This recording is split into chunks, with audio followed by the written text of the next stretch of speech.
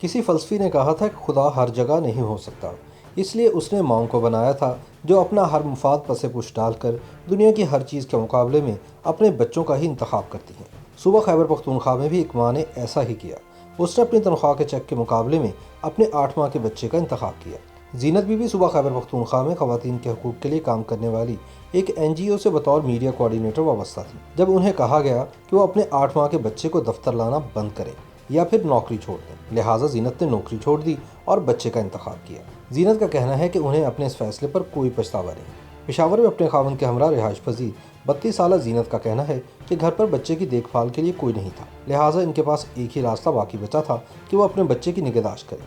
زینت نے دفتر میں ڈے کیئر کی سہولت کی فراہمی اور اس کے اخراجات اٹھانے کی آفر بھی کی تھی، لیکن دفتر انتظامیہ نے دونوں تجاویز رد کر دیں اور اس سے استعفیٰ لے لیا۔ انسانی حقوق کی تنظیموں سے وابستہ خواتین کا کہنا ہے کہ زینت کے ساتھ جو کچھ ہوا وہ انسانی حقوق کی کھلی خلاف ورزی ہے۔ گھر سے کام کے لیے نکلنے والی خواتین کو بہت سی معاشرتی اور گھریلو مشکلات کا اکثر سامنا رہتا ہے۔ اگر ورکنگ لیڈی ایک ماں بھی ہو تو اس کی مشکلات میں اور بھی اضافہ ہو جاتا ہے۔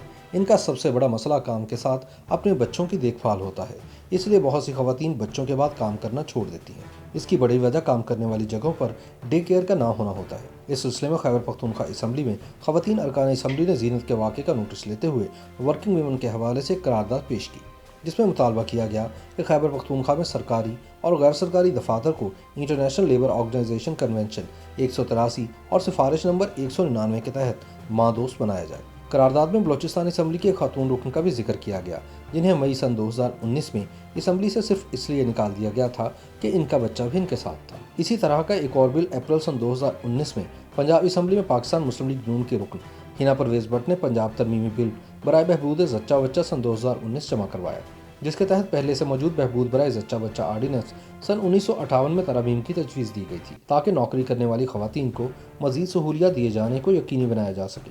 اس ترمیمی بل میں تجویز کیا گیا تھا کہ ہر اس دفتر میں جہاں 50 سے زائد خواتین کام کر رہی ہیں اور انہیں ملازمت کرتے ہوئے 4 ماہ ہو چکے ہیں، ان کے لیے دفتر میں ایک ڈے کیئر سینٹر لازمی بنایا جائے، جہاں 6 سال تک کے بچے آ سکیں گے۔ اسی طرح ہر ماہ کو دن میں 4 مرتبہ ڈے کیئر میں جا کر اپنے بچے کو دیکھنے کی اجازت ہوگی۔